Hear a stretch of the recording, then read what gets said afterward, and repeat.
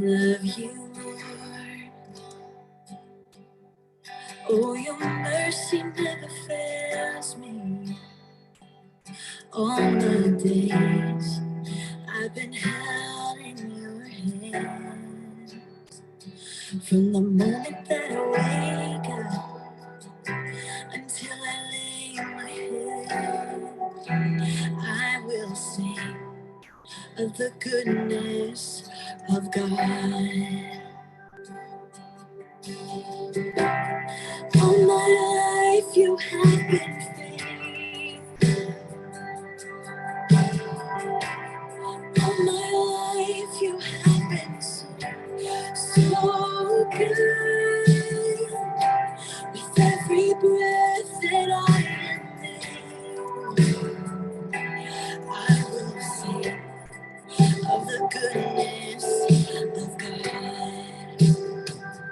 I love your voice. You have led me through the fire. In darkest night, you are close like no other. I will sing of the goodness of God. All my life you have been faithful. All my life you have been so good.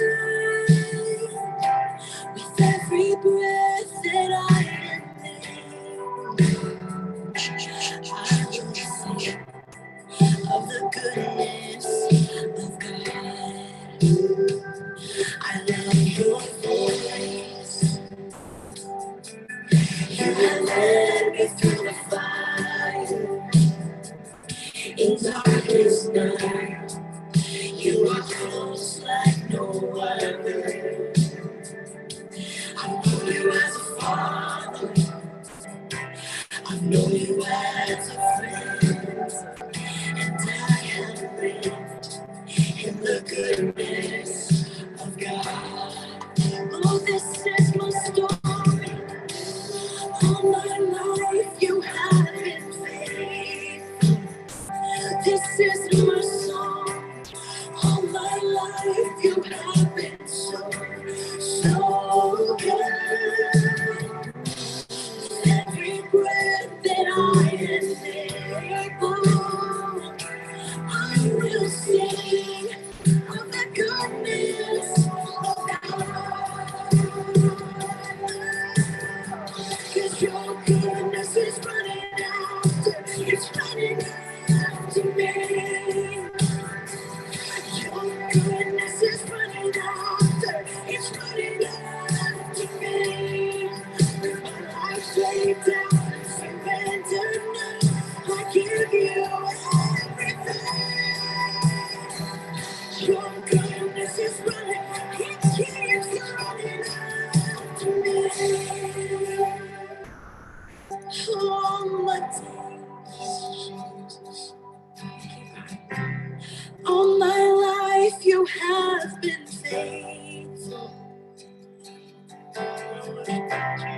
All my life you have been so good. With every breath that I am able, I will sing of the goodness of God. The Lord our God is ever faithful. He's never changing through the ages. From this darkness, you will lead us, and forever we will say, you're the Lord our God. The Lord our God, He's faithful and never changes. Through the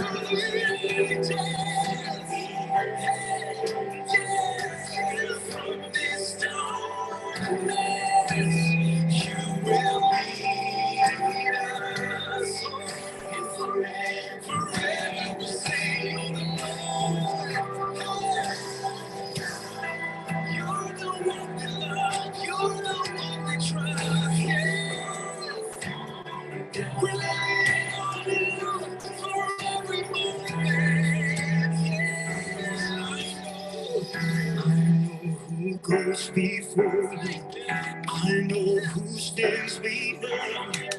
The God who fills your armies is always by my side. The one who reigns forever, He is the friend of mine. The God of angel armies is always by my side. Goes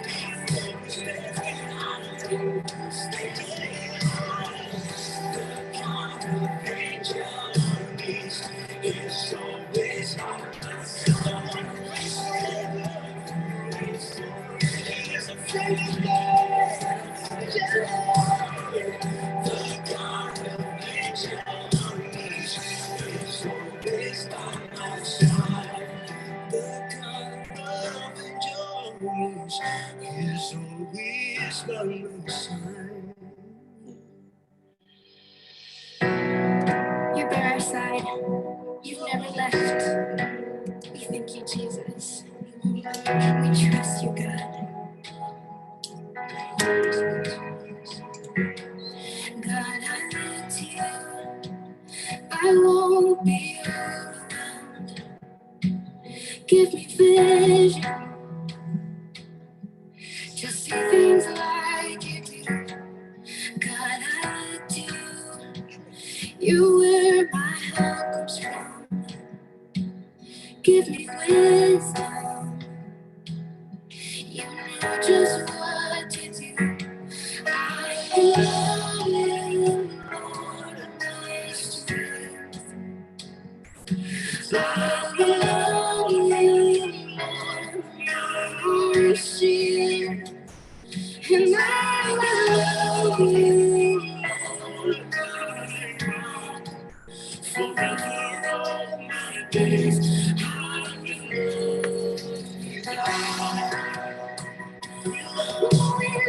To you, God, we trust you in any season. You're there with us.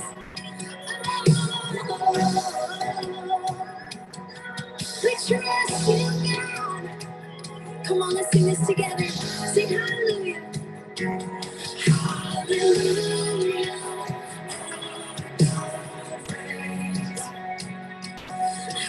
Hallelujah.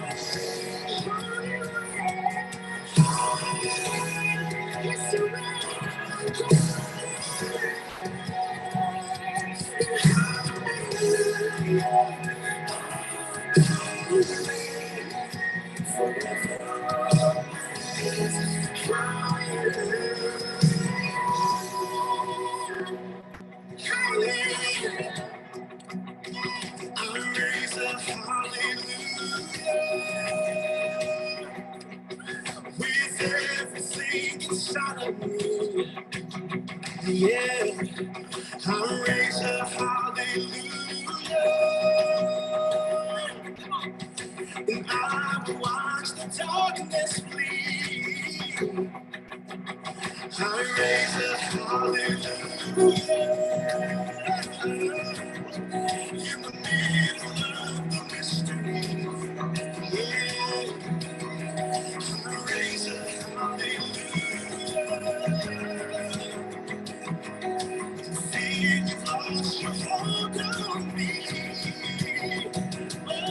oh, I'm gonna sing in the middle of the storm. hear my praises rise from the ashes. Hope will arise. Death is defeated.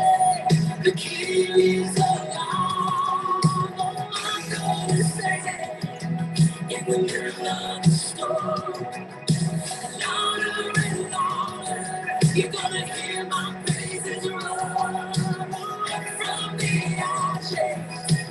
Hope will arise. Death is defeated. The King is alive.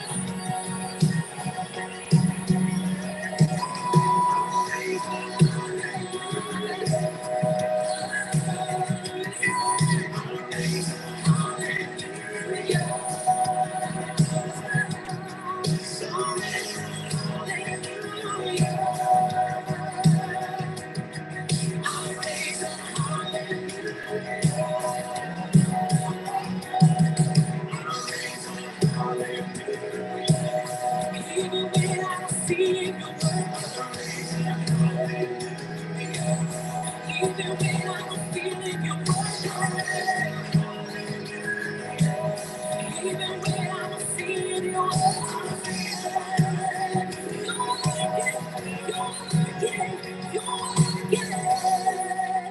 Yes, God, you're always working. Come on. Waymaker, miracle worker, promise keeper, light in the darkness, my God, that is who you are.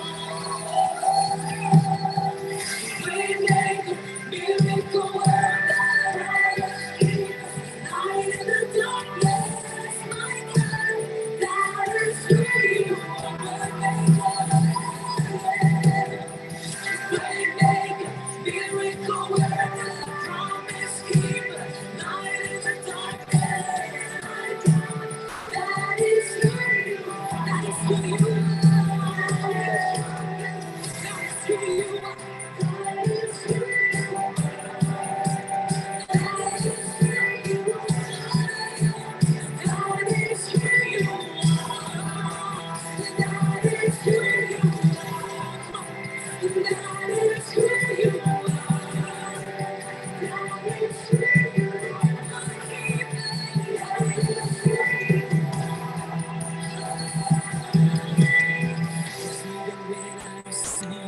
working, even when I don't feel it, you're working. You never stop working. You never stop pressing out. Even when I don't see it, you're working. Even when I don't feel it, you're working. You never stop working. You never stop working.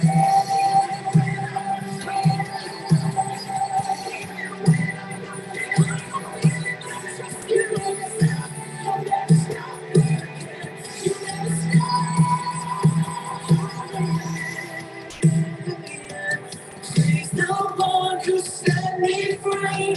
Hallelujah. Death has lost its grip on me. You have broken every chain. There's salvation in your name. Jesus Christ, my living hope. Hallelujah. Praise the one who set me free. Hallelujah. Death has lost its grip on me. You have broken every chain. There's salvation in your name. Jesus Christ, my living hope. Jesus Christ, my living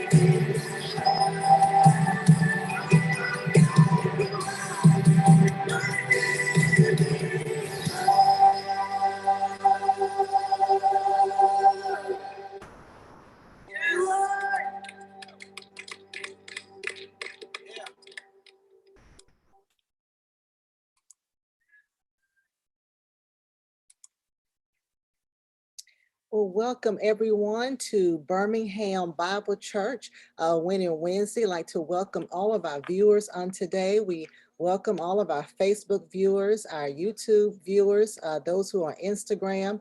If you're watching us on Twitter or if you're watching us on LinkedIn, we are so excited and happy that you have decided to join us here on today. And so you have logged in and joined in at the right time. It is our Winning Wednesday segment here at Birmingham Bible Church. And we really just look forward to this time of the week because it gives us an opportunity to learn together, to grow together, and to be better. I know I am learning a whole lot just having our various speakers on. And so we hope that you are learning as well too. And so that is what Winning Wednesdays are all about. We are trying to get knowledge so that we can live longer, we can live healthier, we can be better, and also to make those good connections with other people. And so we just ask that you share this information, that you tell other people about, that you text them about it, because on today we have another great and informative topic. And so I believe that everyone either knows someone who's had some form of cancer or you have experienced it yourself. But there are just so many forms of cancer that have just been running rampant throughout society. I believe last month, of course, was breast cancer awareness. And so we were talking about that pretty heavily. But November is lung cancer awareness month. I'm not sure if some of you knew that, but on today we have Mr. Derek Flowers. He is from the UAB Comprehensive Cancer Center. Of course, he is the new Jefferson County Program Coordinator. I will let him tell more about that in a minute, but he's going to give us some facts, some resources. He's just going to give us the 411 about lung cancer. I know I had a couple of questions when I was thinking about the topic, but I like his department because when he was introduced to us by way of Rochelle, he seems like they target especially educating people about cancer in underserved populations. And so, which is always nice because we have an advocate to kind of help us through those times. And so I welcome to all of you, Mr. Derek Flowers. Hello, Derek, how are you? Hey, Lady Pam, thank you all so much for having me on this today. Oh, you are so welcome. Thank you for joining us. Thank you for taking time out of your schedule to help our people, our listeners, learn more about lung cancer. So tell us, how long have you had this role? I think it's been a few months. I think I just hit my 3 month anniversary not too long ago, and the wheels are still 4 months now. I have to count November now. November snuck up on me. Yeah, so 4 months now. Yeah, and I think they have him running and busy because immediately Rochelle said, I got somebody for you. So I know they got you busy there. Very much so, but it's a good team to work with, and we work with each other, make sure we have everything that we need, and it's great to serve the communities like this. Yeah, and thank you so much. Thank you for all of your hard work that you put into this. So thank you for all the underserved communities. Thank you so much for that. Yes, sir. And so you can, I know you've already shared your PowerPoint, so you can go ahead and start sharing it. And if you want to, you can start telling us about your role and what have you and what you do. Okay, just confirming that you can see my screen. Okay. Yes, I see it perfect. Wonderful. All right, so good afternoon, everyone. Again, my name is Derek Flowers Jr. So glad to, I can't see you, but I know that you're here in the present. So I'm glad to work with you and to share this information. My title is Program Coordinator 2 for the O'Neill Comprehensive Cancer Center, and I specialize with serving, as Lady Pam mentioned, underserved communities for the Jefferson County area. Lung cancer is one of our targeted studies of cancer that we would like to provide information on and help communities be more educated about these topics and, more importantly, guided to screening access as well, because a lot of people are not knowledgeable of who should get screened, what am I getting screened for, and most importantly, how do I get screened? So we look forward to answering those questions by servicing the community from this office any way possible by doing these presentations, preparing educational materials, and passing out documents, whatever that we can do to help people become more knowledgeable about the subject so we can defeat the high rates that are targeting our communities, especially the Black population. Yeah. All right, so go ahead and get started, Lady Pam. Yes, sir, you can. I'm ready. I'm Thank ready you. to take notes. Yes, sir. All right. So this is our first slide here, Lung Cancer 101. What do you need to know?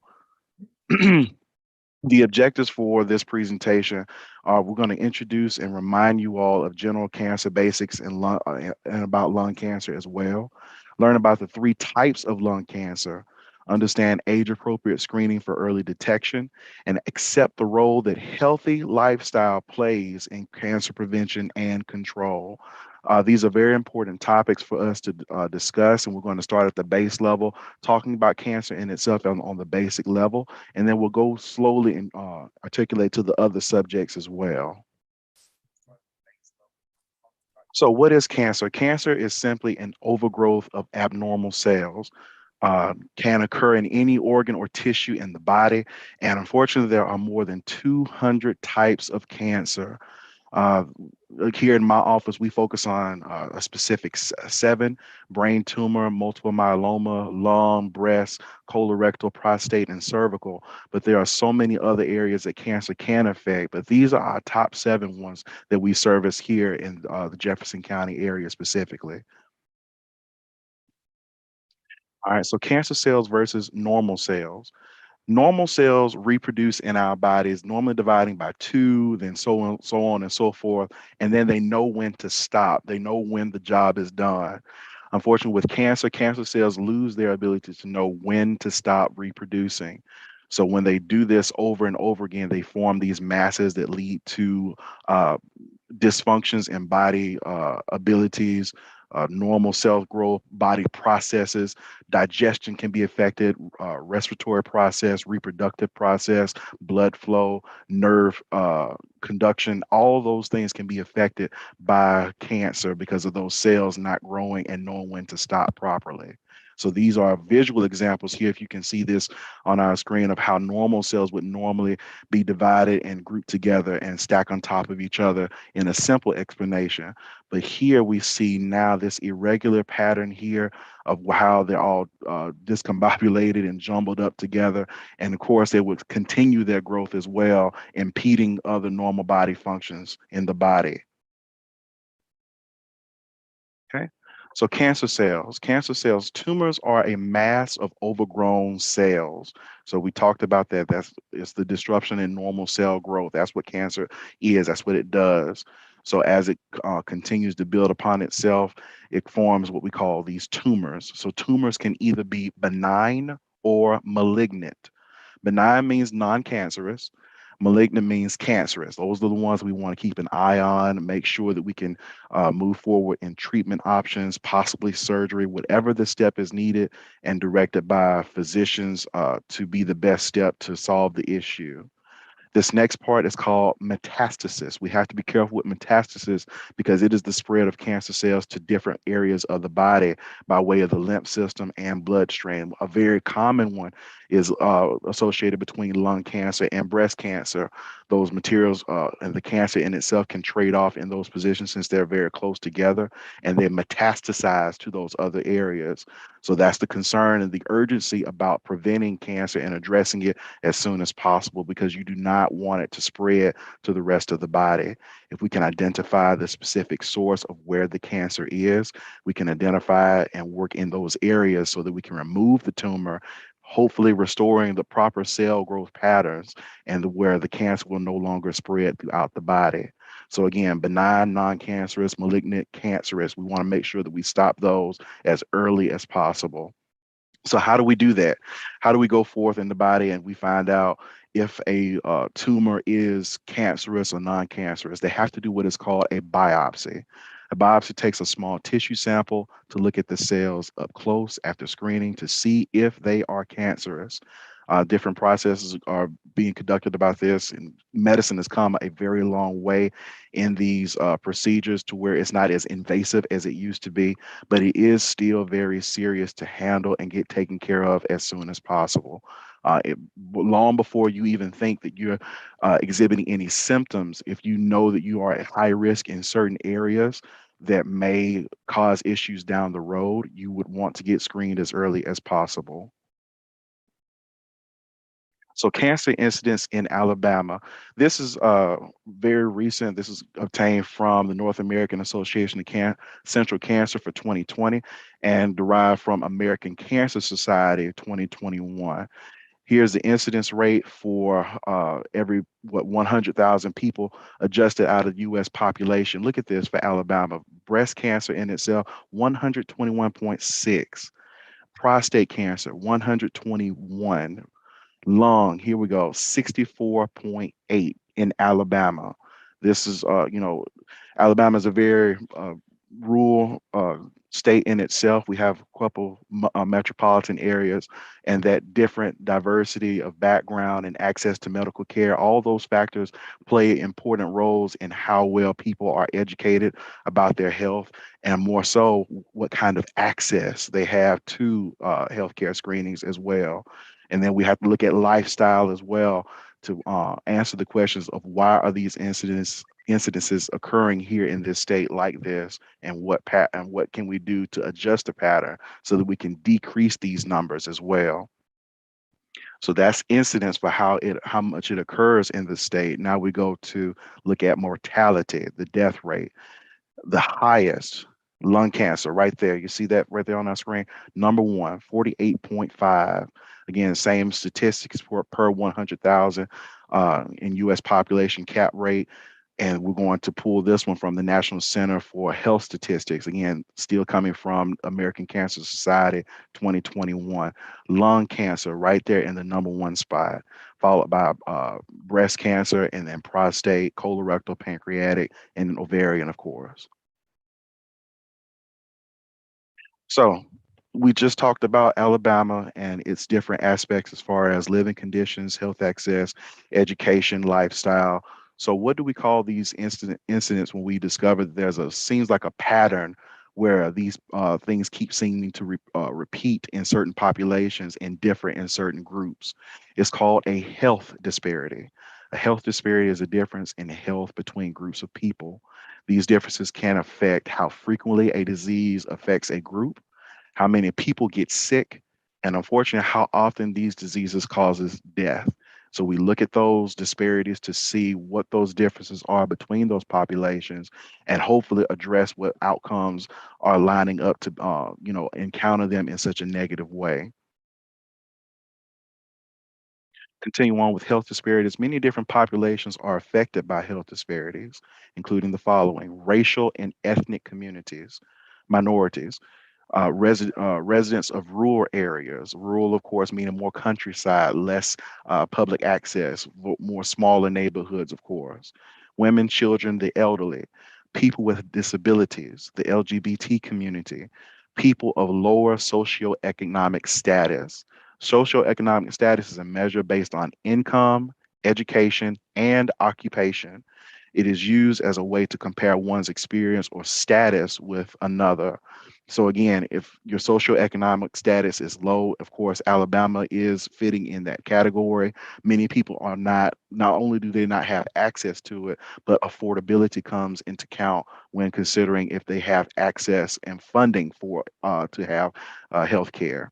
So we look at those and we try to determine what can we do to better resolve these issues and help these different populations as well. All right, so narrowing it down to our communities here, African Americans in cancer. African Americans have the highest mortality rate, death, of any racial and ethnic group for all cancers combined and for most major cancers. Let's look at these statistics here. Cancer diagnosed among African Americans, with men here, our highest one, 31%. Wow. Women, 32% for breast cancer. Men, 15%. Women, lung cancer, 11%. Men, of course, dealing with colon more frequently, 9%, and still balance out with women and colon as well here. This is for African American communities. Remember that. Now let's look at the death rate. Cancer deaths among African Americans. What do we say was number one cancer death cause of death? Lung, right there. 27% for men, 22% for women. Prostate cancer for men, 12%. Look at breast cancer for women, 19% death rate, 11% for colon, 10% for colon as well for women. So narrowing it down to the next step to where we want to talk about our subject matter for today, let's talk about lung cancer. Lung cancer is a type of cancer that begins in the lungs. The lungs, of course, assist with our main part of our respiratory system that assists with breathing. We breathe in oxygen, of course, to exchange off in our bloodstream, and we breathe out carbon dioxide. So it really helps. It's very vital to our livelihood. So the lungs, if they are being affected by cancer as they are, you can understand why the death rate is so high and why it is so dangerous for these populations. It is such an intricate part of our livelihood to live that we must make sure that the lungs are well taken care of and scanned if you are considered high risk. So there are actually three types of lung cancer. I'm not going to stay on this long because these are long in name, but this is information that we should know. Three main types are adenocarcinoma, squamous cell carcinoma, and large cell carcinoma. They are grouped together because they behave in a similar way and respond to treatment in similar ways. Adenocarcinoma, this is the most common type and starts in the mucus making glands cells in the lining of our airways. Squamous cell cancer, this type develops in the flat cells that cover the surface of our airways. It tends to grow near the center of our lungs. Last one, large cell carcinoma. The cancer cells appear large and round under the microscope. So those are three types of lung cancer, but all of them, of course, have the same amount of urgency in making sure that we address them as soon as possible and effectively. So how common is lung cancer? It is the second most common cancer diagnosed in both women and men. Second most common. But check this out. It's the leading cause of cancer death among both men and women in the entire United States. It is the number one causing death of causing death causing rate of cancer. Accounts for 1 in 4. That's 25% of all cancer diagnoses and deaths each year.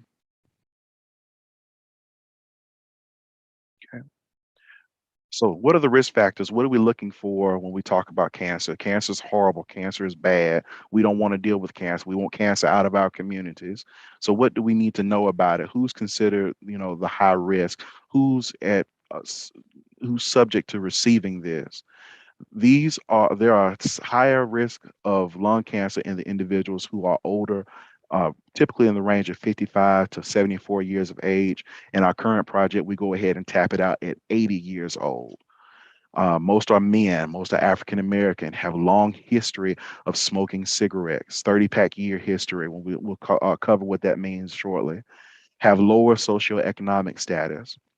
A small, but even with all of this information in mind, we do want to insert this one caveat: a small percentage of lung cancers occur in people with no apparent risk factors. So yeah, even though you may not fit into any of these categories or these lifestyle categories, you can still be, of course, subject to receiving lung cancer. So everyone still needs to be aware of this.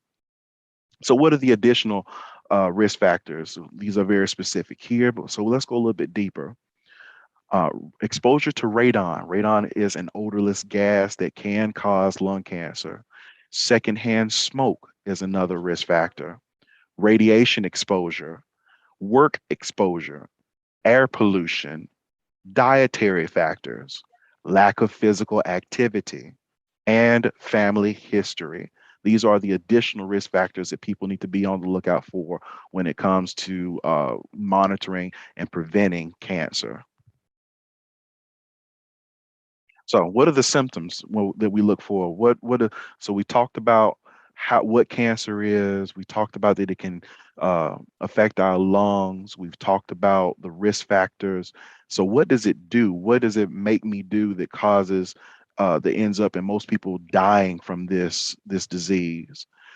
A common symptom is coughing. Most common, 50% of the cases, people will develop this cough that simply will not go away, and they cannot explain why they have this cough. Blood in the phlegm. The phlegm, of course, being something that we expel out of our bodies, that substance that is in our lung and airways. And if you have blood there, that could be a key sign that you have some issues that need to be checked out. Shortness of breath, wheezing, pain in the chest, fatigue, developing pneumonia. All of these are possible symptoms that you could have that will may be hinting that you could be, in fact, at risk for lung cancer. Remember, you may still be at risk and need screening even if you do not show symptoms. So, this next slide is very important and dear to me. Don't wait. Do not wait. If you are considered high risk, as we covered that age range where we talked about 55 to 80 years of age, if you're male, if you're African American, if you are low on socioeconomic status, if you have a long smoking history of cigarettes, do not wait. If you are considered high risk for lung cancer, get screened as soon as possible. Do not wait for symptoms to begin showing. Typically, especially with men, because I know my struggle as well, we typically don't like to move unless something is going that we can't move ourselves anymore. Until it start impacting our livelihood, we generally try to push forward and deal with everything else we have to handle and put our stuff on the back burner. But this is something that we cannot do. We must stay on the forefront of it. And I know it's a struggle. I know it's hard to do. We don't like being proactive, but this is very key to survival and ensuring that we have the best treatment options available, because early detection saves lives. Okay. So now we talked about the symptoms. We talked about who can develop these symptoms and what is considered high risk. So now you've made up your mind. Okay, I'm high risk. What do I need to do? What is the screening process? Why do I need to detect this so early? Currently, those at highest risk for lung cancer are eligible for what we call a low dose CT, or computed tomography scan. It's basically like getting the x-ray done. I would tell people from my current project that we're working on called the Alcase project, you shouldn't be in the appointment no longer than maybe 10, 15 minutes when they call you to the back. Very brief, very straight to the point. It's called a low dose CT scan. You may be at high risk if you are, again, over the age of 55, either a current smoker or you quit smoking within the past 15 years, have a 30 pack year smoking history. Let's look at what that means. To calculate pack years, you have to take the average number of packs of smoked per day times the number of years you smoked. So let's look at example number one down here. So say you smoke 1 pack of cigarettes per day for 30 years, then you have a what we call a 30 pack year history of smoking. Okay. Example number two. Say you smoked 2 packs of cigarettes a day for 18 years, less years, but more cigarettes. That is a 36 pack year history of smoking cigarettes.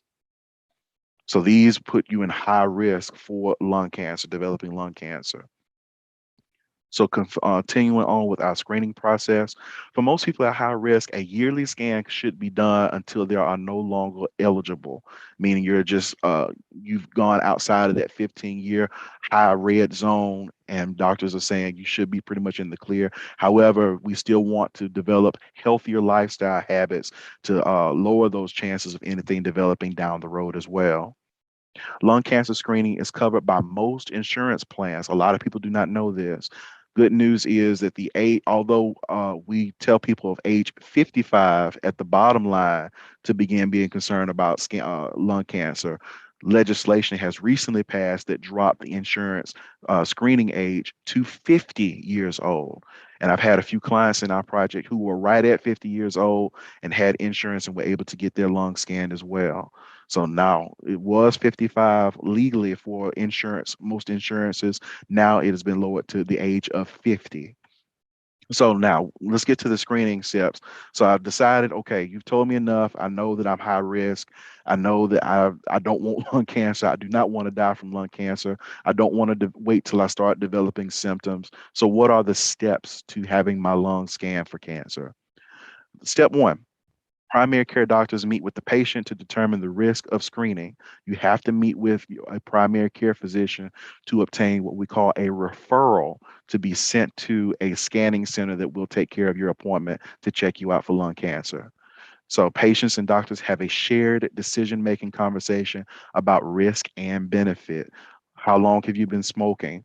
Do you have a family history of smoking? Not smoking, a family history of developing cancer? What are your lifestyle habits that put you at risk for developing cancer? Okay, now that we've gone through this list of things and we've seen that you may be at a high risk for this, the primary care doctor will then refer the patient to one of the screening centers of excellence, as we call them, to have their lung scanned. It is important to be screened for lung cancer by a center that understands how to do it, such as a screening center of excellence. And those are the people that we partner with, fortunately, for our Alcase project. Uh, Once we send you there and your doctor agrees, okay, let's go here and book this appointment, that screening center will be glad to accept you and take you in and make sure that you have what you need. For the Birmingham area, that's St. Vincent's, that's the VA, that's UAB, Princeton, Baptist. There are so many places here that we are partnering with to help people get scanned for lung cancer. Okay, so what are our treatment options? All right, so unfortunately, the reality of it is people will still develop and get cancer. So we've gone through the screening phase and we've been diagnosed, and there's some things that the doctors want to take very good caution of, and they want to get to the treatment phase. Treatment depends on the kind and stage of lung cancer and are often a combination of therapies. No one case will be exactly the same as the other. We are all, these bodies of ours are very unique, and the way the cancer develops is not going to be the same for the other person. So yes, you could talk with someone else who was a lung cancer survivor and they could tell you, oh, they did this, they did that. But if you too develop lung cancer, your experience may be totally different. It may not be as severe, or it could be more severe. We don't know. This is why we always urge people to have early detection. Have early detection. Don't wait till it gets bad. Don't wait till you can't stand it anymore. Don't wait till you have to start calling off work. No, you want to know as soon as possible. That way you have all the treatment options available to you. So, what are the treatment options? Surgery, chemotherapy, radiation therapy. Targeted therapy uses a drug, typically pills, to narrow the focus of treatment to stop the cancer from growing and spreading. Immunotherapies are also called immuno-oncology, or IO. They help the body's own immune system fight the cancer. Okay. So again, I want to reemphasize that no one treatment plan for one individual will hardly ever be the same for the other. It's all about detection. So get your screenings done. So now, I want to reduce my risk of developing lung cancer. I want to make some changes. I want to know the steps that I need to take. What do I need to do? Avoid tobacco. If you smoke, quit. If you don't smoke, don't start. Avoid secondhand smoke. Smoking is a very high cause of why people develop lung cancer. If we go ahead and target this and continue with certain plans and even legislations to help us overcome the dilemma that smoking has created in our communities, we can greatly impact the negativity around lung cancer and lower those numbers. Don't smoke. Test for radon. Again, radon is a natural occurring odorless gas. There are several programs that will provide more information on this and let you know how where you could be contaminated with radon gas to where it affects you to the point of you possibly developing lung cancer. So protect yourself when working around asbestos. Naturally occurring minerals often found in mines, mills, textile plants, places where insulation is used, and shipyards. Asbestos can get it. We breathe that in, that material. It goes down into the lungs. It messes with the order of things and throws development off and seeps into the body. That's how the cancer develops. So you have to be careful with asbestos as well. So further elements, what else can we do to reduce our risk for lung cancer? Choose a healthy lifestyle.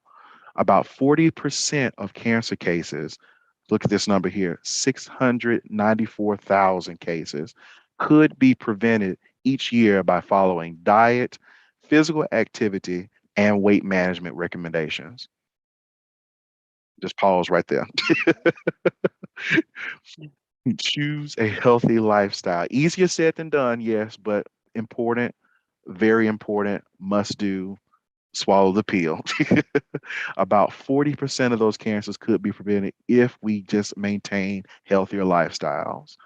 Not smoking, using sun protection, using cancer preventing vaccinations are also key to lowering our cancer risk. So these are very important areas: weight, diet, physical activity for cancer prevention. The screening stuff is good and all that, but before you even get there, let's do the proactive stuff that we can already live into to not only prevent us from catching cancer, of course, but also develop other positive aspects for better living as well. Further lifestyle modifications that we could do. There are lifestyle modifications, behaviors one can make to reduce the risk of cancer in entirety, not just for lung, but all cancers: tobacco, obesity, diet, exercise.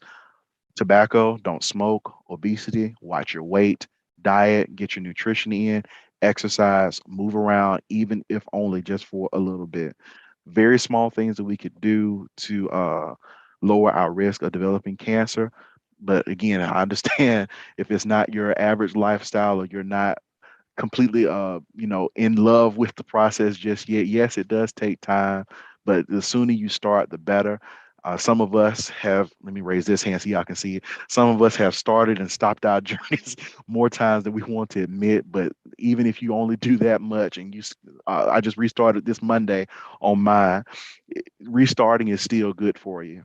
Don't be afraid to start over. Start now and start over. Whatever you have to do, put yourself in the clear so that you lower your risk for developing cancer. Nutrition. Let's talk about nutrition for a moment. The foods you eat provide the energy your body needs to function. Consume 5 to 9 servings of fruit and vegetables each day. Plant food should be at least 2 to 3, 2/3 of your plate. Limit fast foods and other processed foods high in fat, starches, or sugars. Consume more fish, lean poultry, and limit fried food consumption. Limit red and processed meats. Put them sandwiches down. Go ahead and read this information, take it into account. There are multiple resources that are available to help us with meal planning. I've just bought some new plates the other day that I'm going to use and start, trying to cook more meals at home again. Whatever you need to do, whatever works best for you, get involved with someone else, with a friend, a coworker, a neighbor, and y'all make a plan together about how you want to address your nutrition habits. Consume no more than 12 to 18 ounces per week of red meat. If possible, avoid all processed meats. Okay. Further on nutrition, and again, moderation is everything. Of course, and have a little bit of what you like, but not too much. That's the main thing. So limit sugar sweetened drinks. Don't drink your calories, is what we say here.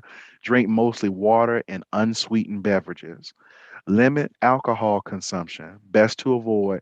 If you drink alcohol, limit to 1 drink for women and 2 for men per day. Do not use supplements. Most people can get all the nutrients that they need from an adequate nutrition plan. So, yes, the vitamin B, C, D, E, F, G, all that stuff is good, but let's try to eat those vitamins instead of relying on supplements, unless directed by a physician or someone else high in medical knowledge. Okay. Thank you. For mothers, breast is also recommended to breastfeed your baby if you can. Um, that's enough said on that part. Last part on nutrition. My Plate is the current nutrition guide published by the United States Department of Agriculture, depicting a place setting with a plate and a glass divided into 5 food groups. So here's a picture of it here. ChooseMyPlate.gov, very helpful resource of planning your nutrition intake and planning needs. It shows you how much you need to have on the plate. Talks about your meat shouldn't be, about the size of your fist. It's very good guidelines for you to, and easy guidelines at that, for you to begin planning your meals and eating your plates as healthy as possible. Physical activity, regular physical activity, protects against obesity and cancer independently. can improve the overall quality of life, reduce fatigue, and relieve depressive symptoms. For me, again, you just have to know yourself, know what you like to do, know what works best for you. For me, I have to work out early in the morning. It has to be done. I get up, I have a trainer now. I meet him at 5 a.m. on Monday, Wednesday, and Friday. And I do it that early because I know me. I'll dread it all day long if I wait to do it in the evening after I get home from work. And I will find every excuse possible to stay home, take my shoes off, and go sit on the couch. I do it early in the morning, go ahead and get it out the way. Once I get there, that's the hard part is getting there. So once I get there and I get started, I feel good. Once I leave, I feel even better knowing, hey, I'm done for the day. But again, we want to continue those other habits as well: sleeping habits, eating habits, exercise, all of that stuff, and using it in unison to make a productive and healthy lifestyle. So back on regular physical activity, remember that it also can improve cancer survivorship, including decreasing adverse side effects or treatments. The stronger your body is, the better it can withstand the treatments. And most importantly, what people don't think about, the treatment in itself you may be on, if you have to get the surgery or the treatment or whatever, you may be only in there for what, an hour, 2, 3 hours, of course, and be done with that part of it. But the recovery process is what people don't think about, the recovery process of what happens after the treatment, what happens after the surgery, what happens after the chemo, what happens after the pills. Your body needs strength. Your body needs to be strong. So yes, you may be able to go in there and book the appointment and have the surgery done and whatever step taken to address the cancer, but you have to deal with the after as well. The after is important. Your recovery process will be much, much, much better if your body is strong and you already have a strong nutrition plan and have already been physically active.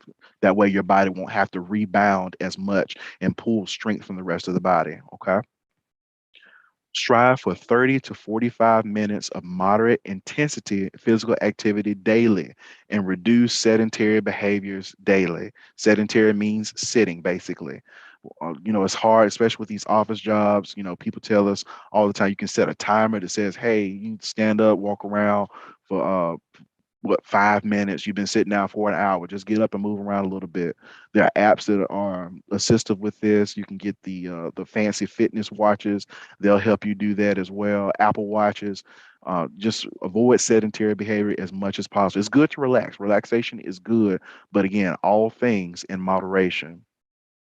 Start with just 5 minutes. It all adds up. This is so true. If you tell yourself, look, I'm gonna go to the gym. I'm not gonna stay on the treadmill no longer than 10 minutes and I'm going home. Fine, do you. But I guarantee you, the trick behind that is once you tell yourself, I'm only gonna go for a little bit, once you get there and you get started, I promise you, you'll feel a whole lot better and go further than you intended as well.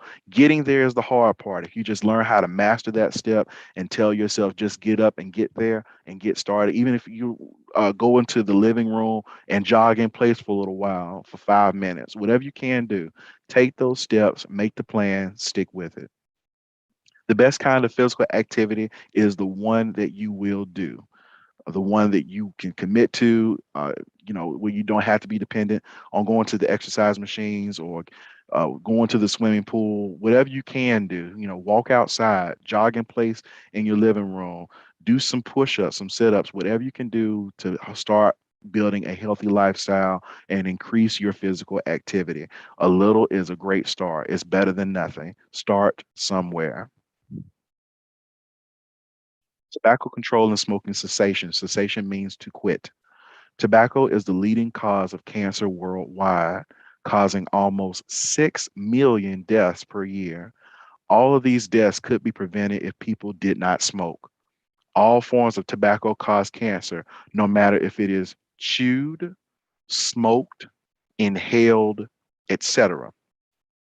I'm going to read this one again. All forms of tobacco cause cancer, no matter if it is chewed, smoked, inhaled, or other.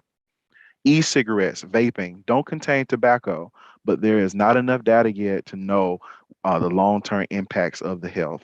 The many commercials now, a lot of studies being done more and more. So it's something to stay current about when the subject of vaping comes up. So do your research, do credible research, do credible research. Read the stuff that has been well funded, peer reviewed, medical approvals down the line. Talk to your doctor about it. Ask your doctor, the person that you trust with your health status and health upkeep. Be knowledgeable about those areas and ask the right questions to the right people and the right sources.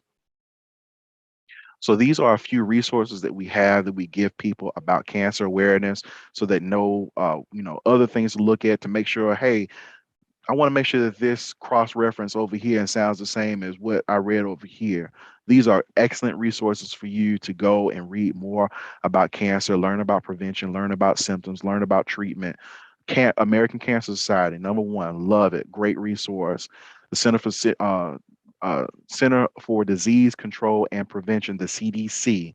Susan G. Komen Foundation, Mike Sly Foundation, Go-To Foundation for lung cancer. The Go-To Foundation is who we partner with for our Alcase project. That's what you see here on my side of the screen.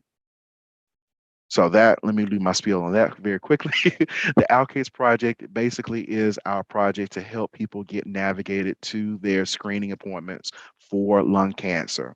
All I want to do is help people make their appointments and keep their appointments. And then they get a $50 gift card, Walmart, Chevron, or Shell, just for letting me talk with them and helping them get to their lung scanning appointment. From there, we'll be glad to work with you about other information that you may need.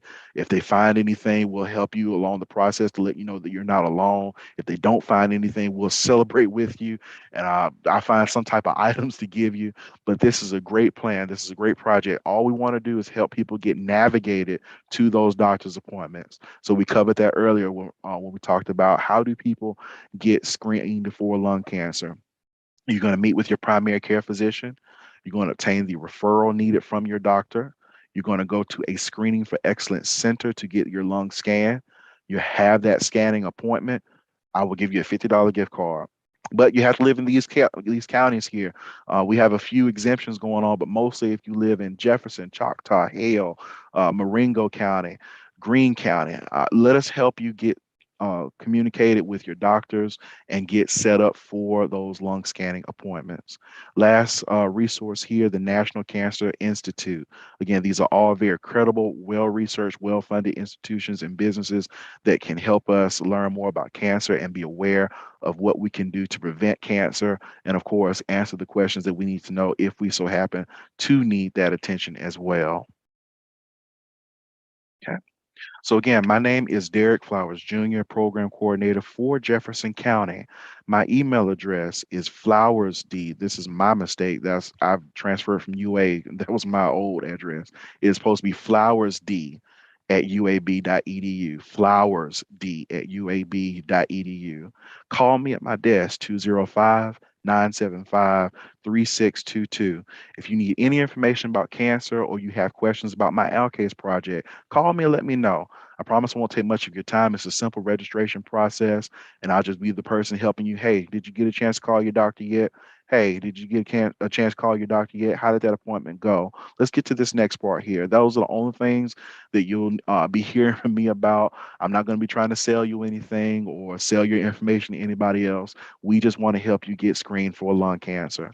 Again, I work for the Office of Community Outreach and Engagement here at the O'Neill Comprehensive Cancer Center, where our mission is to serve underserved communities and help you get the information that you need. Lady Pam, thank you so much for your time. Open for questions if any are going to be asked from the chat or from you as well. Man, Derek, this was great. Very in-depth, very thorough.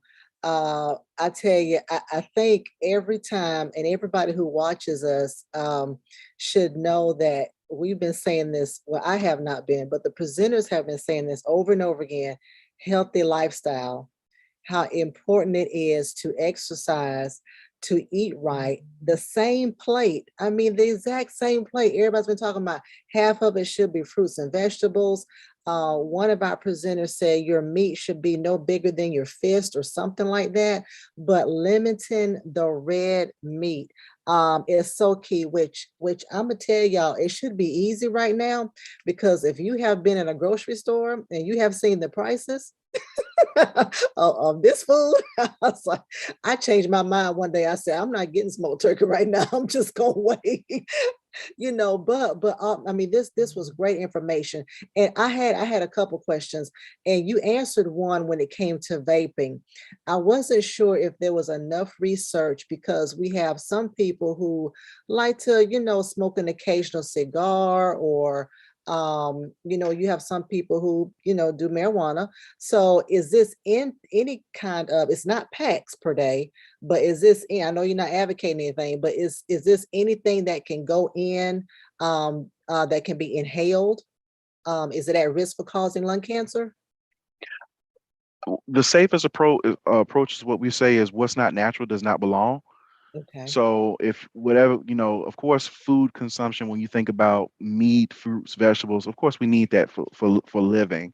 But when we start asking questions about, the other substances that may be inhaled, you know, eh, certain things in moderation. I say certain things when it comes, especially to the cases around marijuana and what is called the CBD oil as well. Right. Yeah. Again, consult medical professionals about these things, especially for you. Ask your doctor, hey, can I do XYZ? Because just because it may be okay with your neighbor or your friend or your parent or whoever, and they're doing fine about it, that doesn't mean it may work out for you. Know what matters with your body. Monitor yourself after you participate in what activity. Because at the end of the day, what I tell folks, we all grown. Do you, yes, do you and be safe at the same time. Do you and be educated as well. So for cigars, vaping, marijuana, those substances, as you inhale them into your body, be more rehearsed about that information, be aware of what is going on, watch yourself. Did you start developing certain not habits, but certain symptoms that may not have been there before you started participating in certain activity? Who Mhm. knows? You have to watch yourself, and you have to be able to go to a credible source and obtain their guidance and information on what works best for you. Mhm. That's Hmm. good. That's good. And you talked about, and that was one of my questions. Well, I wonder if you can only get lung cancer through smoking. And you talked about those other ways that people can also obtain it. So for those who live in cities where there's a lot of pollution, Hmm. um, is there something, it's probably inevitable, they have to live there, but it's something they can do to protect? I know most of us are still wearing masks, but is Yep. there something they can do if they live in that type of environment to protect their lungs? The number one, like we covered earlier about radon, there are kits available. There's a Shine a Light event that we're doing that partners about that for radon exposure for people to know, am I at risk for this? If so, what do I need to be on the lookout for? How will this affect me? How much is too much to be considered, dangerous for cancer to even be part of the conversation? Mhm. So there are test kits that are available for certain things. You can talk with your medical professional about what may be contaminating, pertinent to your area or what you're around. That's the benefit. Another benefit about wearing masks that we've learned as well. Not only does it help us not spread out things, but it also filters out the thing, the air that we breathe in as well. Maybe not perfectly, but it lessens it some. So yes, people that live in city areas where pollution is high, or you encounter secondhand smoke a lot, yes, be very aware of those. Do what you can to keep yourself safe and protect yourself so that you don't put yourself at risk for developing cancer. That's good. No, that's Mhm. good. And I remember when I was in high school, it seemed like that's when everyone picked up, if they did start smoking, they picked it up in high school. And I'm from rural Georgia, and so some of the guys dipping snuff was, if it wasn't dipping snuff, it was smoking. So another question I had is there anything that I guess the center or anyone is doing in general to target those high school students who may start kind of developing or picking up those habits? Then is there anything that, I guess, we as parents, I know we can tell our children, don't smoke, don't do drugs or whatever, but are we going into the school systems and educating them about not picking up this habit? That is a great question. I'm not aware of any direct plans that being taken to target that specific population for young adults. Because again, that's the part of the prevention measure that we talked about earlier. Don't start if you don't smoke, don't start, especially at an early age, because long term smokers start in an early age and they prolong it through the rest of their lives. So I agree with your point entirely that hey, these kids need to know, the dangers of smoking. There are still programs available that discourage it as well, because I remember the DARE program when I was in school. Yeah. They came and talked to us about drugs and cigarettes as well. So I hope that those programs are still ongoing today. There was just a talk this week by the Wilkinson Health Foundation, I believe is the name of that office, to where they were answering questions about, young people getting in contact with smoking at an early age. So, someone's working the field. It's not my office specifically just yet, but someone out there is handling those affairs, and we're very grateful for them as well. Good. No, this is good. I was thinking it would be great if, someone who was a lung cancer survivor could come into the schools, because a lot of times, and I remember when I was younger, of course, we kind of mimic what we see adults do. And I remember my Mhm. grandfather, he was a smoker. I remember one time just trying to smoke a cigarette. I had to been like in middle school, and it tasted so bad and I got so sick. That right there was like, you know what, this is not for me. But, unfortunately, he died at the age of 64 because he had, and I remember clear as day, he had this nagging cough. And I remember my grandmother kept saying, you need to get that checked out. And by the time he got it checked out, it was too late. It was too far Okay. gone. It had I'm sorry to hear that. Yeah. metastasized. I think I'm saying it right. To Metastasize, you got it. Yeah, throughout his lungs. And so, but just having somebody come in and say, hey, I'm an example, y'all don't need to start this, don't need to do this. But yeah, but that would be great. And then last question I had. So if someone does not have a primary care physician, I know you talked about that, how they work with the specialist. How can someone get started? My uncle has been having this cough and he doesn't have a doctor. What can he do? Can he contact you guys? Sure, he can contact us because we have another branch of what we do in community outreach and engagement is preventive care as well. The specialist that we have in office, her name is Sylvia Kamada. She is wonderful. Just Sylvia Kamada, just Yesiger is her name.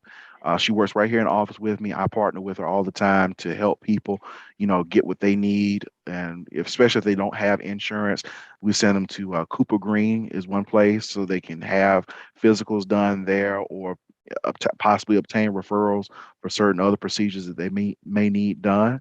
So we have capabilities in other offices that partner with us to help people that do not have insurance. So we do the best we can to send them to where they need to go to get what they need. Awesome. This is great. Well, thank you so much, Derek. I'm just going to share a few announcements for our viewers, Sure. and then we're going to kind of just summarize it at the very end. So let me get this pulled up real quick.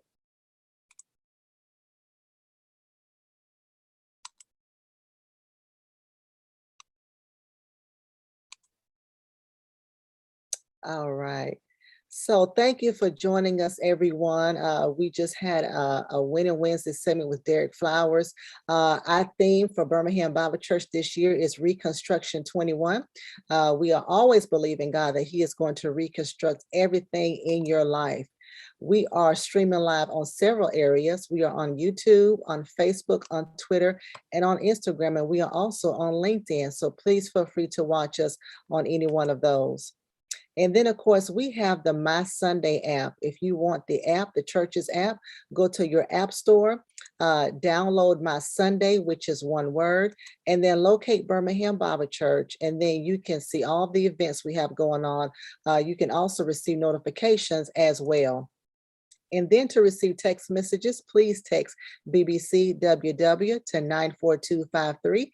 Text BBC WW to 94253, and you can receive very important text messages. We have a business directory that is free to everyone. Simply go to our website, bhambc.org. scroll to the bottom, click on Business Directory, and then you can key in your information, which is free of charge. And let me say this, you're not only a part of our website, but you also are part of a national Christian database. So you want to please be a part of that on today. It is free of charge. Then every Tuesday at 11 o'clock a.m., we are studying the scriptures. We are walking through the book of Philippians right now with Pastor Mason. And so please join us for that. What a great time we had on yesterday. We are learning about stress management. We all have been under stress some point or another. Stress is good, but stress can also be bad. And so please make sure you look at the segment from yesterday and also on last week, because yesterday's was part 2. It was really good. So make sure you watch in all of our areas, Facebook, YouTube, Twitter, and on Instagram, and also through the My Sunday app as well. And then, of course, you just heard from Derek Flowers, Program Director at the O'Neill Comprehensive Cancer Center. Thank him for coming on today. Next week, we have one of our very own, Miss LaShawn Springer. It is, I forgot the name of it, but it's Family Care or Home Health Care Month. And so she's actually the owner of Hearts of Angels Home Care Services. So for those of you who are needing someone to take care of your loved one, she has an agency that can help with that. So you want to make sure you're paying attention to that next Wednesday at 12 noon Central Standard Time. And then every Monday, Wednesday, and Friday, we have our prayer room call at 6 a.m. That number is 727-731-0433. Again, that number is 727-731-0433. And the prayer room call is every Monday, Wednesday, and Friday at 6 a.m. And we are starting back our small group virtual hangout. It's going to be this Saturday. And so, of course, you're going to be receiving text messages on that. It's going to start at 10 a.m. We have a totally different Zoom ID. And so, of course, we're going to give you that information the closer it gets. If you would like to join, have any questions about it, please contact myself at Lady Pam at tcowi.org. And of course, we have virtual BBC Hangouts that's going on, so we'll let you know about those as well.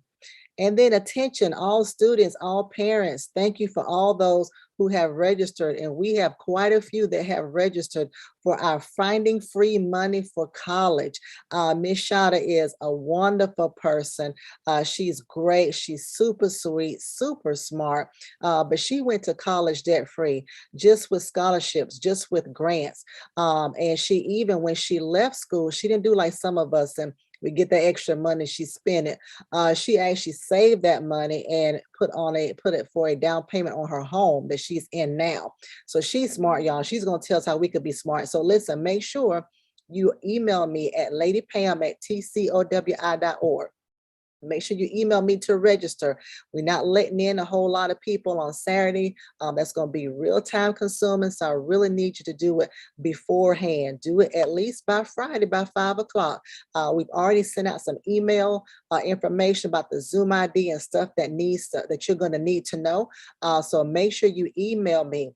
ladypam@tcowi.org. The event is this Saturday at 12 noon Central Standard Time. And we are celebrating all month long in the month of November. Birmingham Bible Church has been in existence for 7 years. To God be all the glory. Our theme for this year and every year is that up until the point, it is the Lord who has helped us. And so we are so grateful. We have guest speakers, guest psalmists who are going to be singing, preaching all month long. So excited about what the word they're going to bring. And so, of course, for every week in the month of November, we're asking people as they can to sow sacrificially. This year is 7 years, so you'll be sowing in increments of 7. So, of course, looking forward to y'all to celebrating with y'all every week in the month of November. And just a special note, we're going to continue to say this as many times as we can. Our monthly drive-up service is going to be the second Sunday in November. Okay, so November the 14th at 9 a.m., the second Sunday, not the first, is going to be the second Sunday in November. On that day, we're going to be giving out free turkeys, free produce.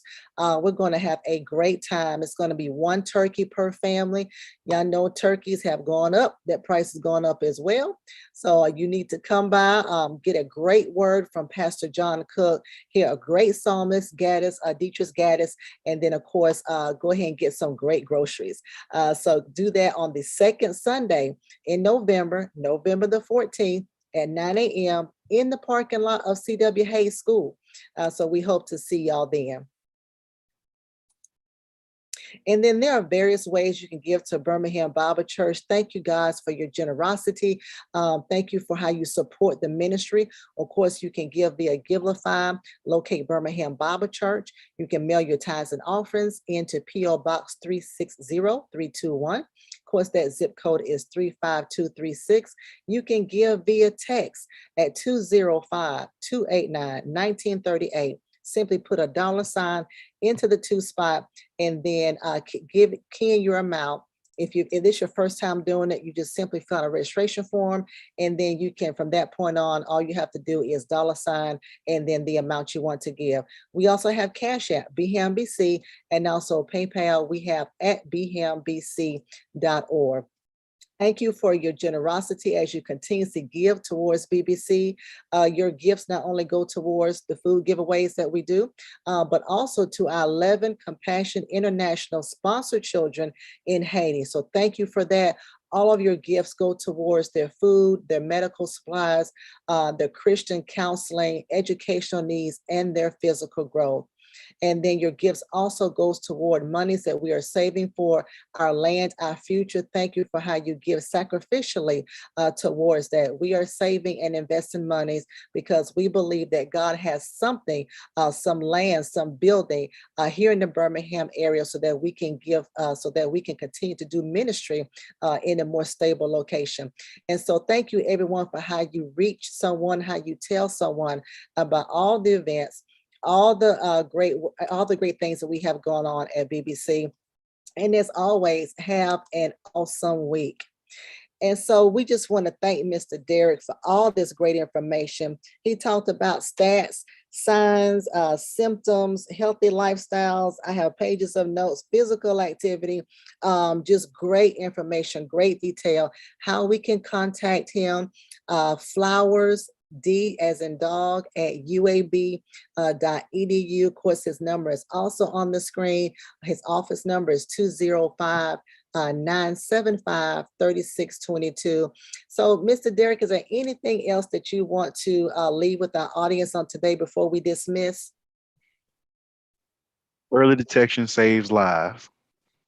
Yes, it does. Don't wait for anything, y'all. I don't care. Even that applies to everything. Early detection. Go in, don't wait. No matter how small it is, be a hypochondriac. If you got to do that, but don't wait. So thank you so much, Derek, for your time. Thank you for everything you're doing. We wish you Godspeed. And everyone, this is what we do every Wednesday here at Birmingham Bible Church. Of course, our desire is to educate you, to enlighten you, to empower you on topics for your life and for your living. So thank you guys for joining us. And as always, continuously have a great day. Be safe, be sane, and please stay sanitized. Love y'all and have a